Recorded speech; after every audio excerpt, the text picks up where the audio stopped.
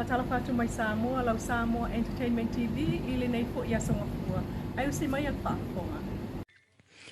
Ua tali mai nei le whainga malo le wha, se ili mana onga ma mo onga. O le totele o tangata whainga aluenga, ile ngato le malo ai o e ngā lulu e ngā luenga tuma oti. Ile te tawai o na maua se vaenga o lato tupe o lo o TPSA, mo tawi o whalawalawa whaafua sei. O le nā tupe tipi, o iei nei mai totongi o le tangata whainga aluenga e tasi pasene, pero whaata ita inga awha e whaase lauta ala totongi, a o whae o le tangata le vai aso, tasi pasene whaata ala, e awa ese o lona totongi vai aso umai alu, ile whaala poptonga o tawi o whalawalawa whaafua sei. O le tulanga o iei nei, a whailawa e whaase fulu tausanga sa e whainga aluenga ma tipi lau tasi pasene, e te leto e maua lava nā tupe. Vanga nao e a fia se whalawalawe. Peita ili li poti al komiti wha parlemene o le vaenga tau vā whea loai. Na tu inatu ili parlemene ili vai aso taluai. Mō se fulu pasene mai la fonga, a tangata whainga aluenga ua li taia e avatu iai. Na tali foita waile fionga le parlemia fia me na o mimta afa, talu e iai leisi i tūtino le malo o ngā whamonianga, ai le ai foi sa vaenga o tu la fono tau i whalawalawa whaafua sei, e whe tau i malea talo sanga, ai o le asi sila iai le ofiso le loia sili, e teu le tu la fono, ina ianga va ai o na whaamatu upasene, e pe on tal sanga le komiti. O te tōlau ina tali le malo e whaatitau i whautuanga le komiti o vaenga tau le vai whealoai.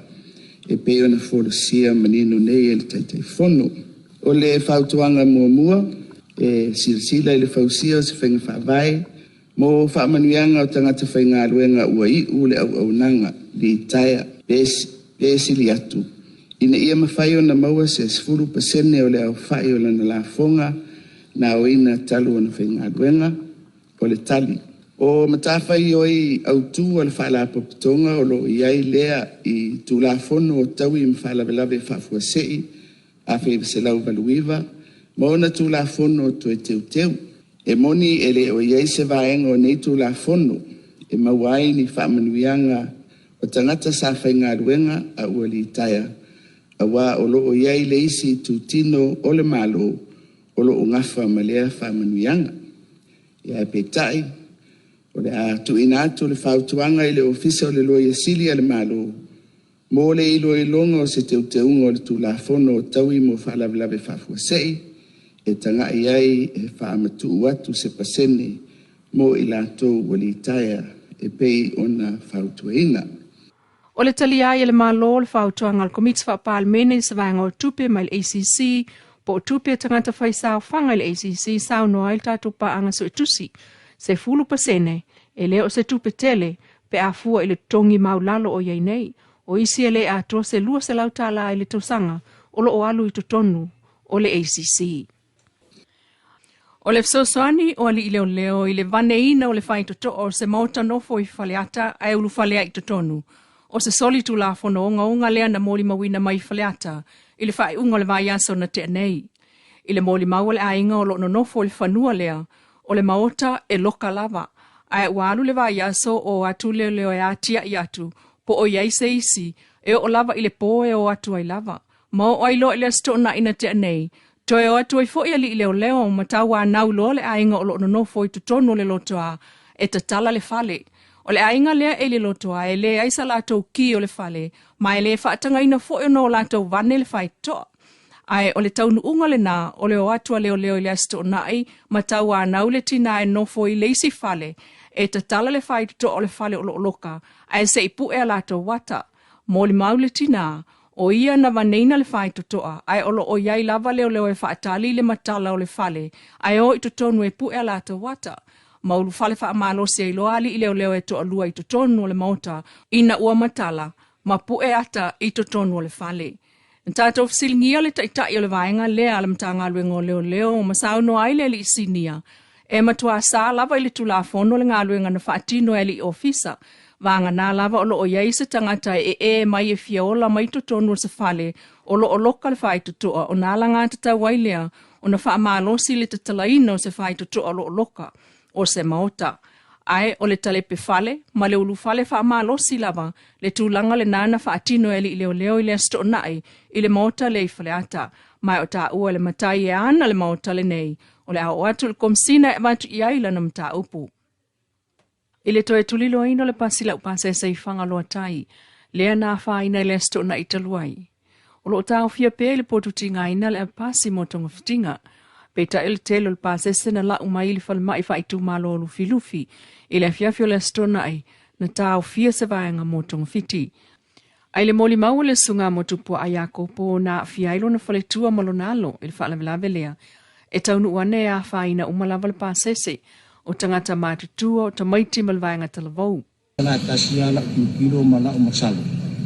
O le pasi wale anga kau, pā kau. Mafu anga ngā whare ko wale le pasi. O le eo se me mawhai la e pasi. Ia kāro e pasi, ia mua se mapusanga, ia kāku. Ngo winga wa whoringa e kāre pasi. O lawa maro sao masaudaro le pasi, sao saudaro le pasi. O ngā mafu anga ngā, e le ese kau. Ia ngā kāro, ia kāku, ko whare lawe. O le pasi le awhangalua tai e tasi lava i le asola na malanga pe ona ia tā ua pe tai. O le sto na ilea e toe fo ia i le to o tele sa nofo whai ngā luenga ia pia nei. O le vaenga whai pisi nisi la iti sa malanga mai e wha tau o loa tau lima. O isi wa manava mo le malanga atu le sa i ainga.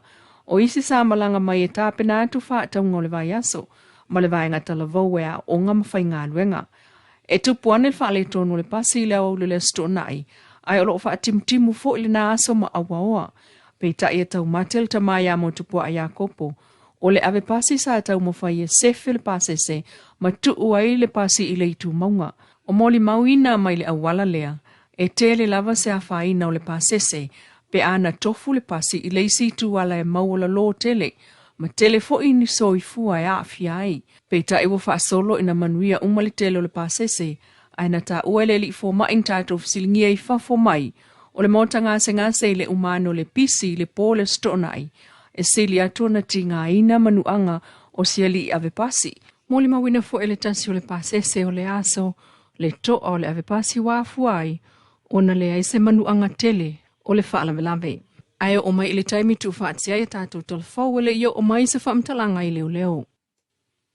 Se toi tulilo ina o le ploketi miliona tala ale malo le mtanga luenga o tinam tamai tai, a tina e wafio anga maanga fso tai. O tu ina mai ai le pepa o whaamtalanga le tala le tamai o ploketi mo a tina e tu malo.